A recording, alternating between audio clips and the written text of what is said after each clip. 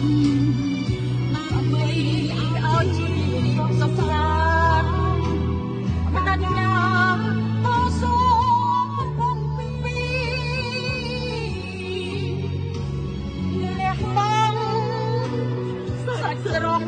ជាស្រស់គ្រប់គ្នាដើម្បីរត់ថាប្រាថ្នាសុខសន្តិ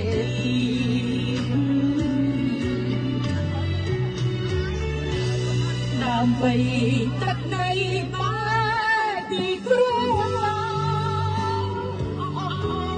យកទៅជុំហានខ្លា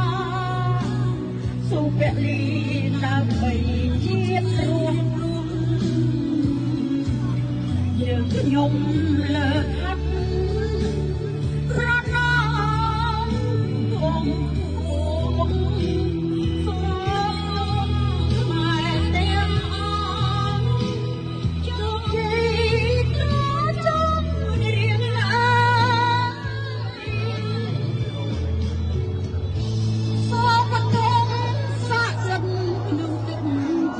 ខ្មែ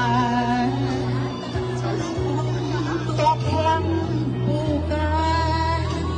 ខ្មែរឆ្លងចូលស៊ីមកព្រៃ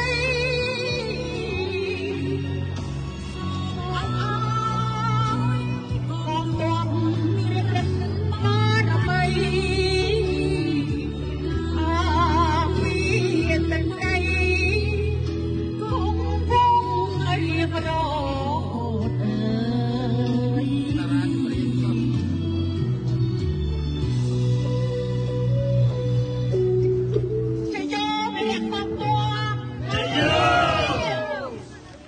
លើកជុំចេញទាំងអស់គ្នា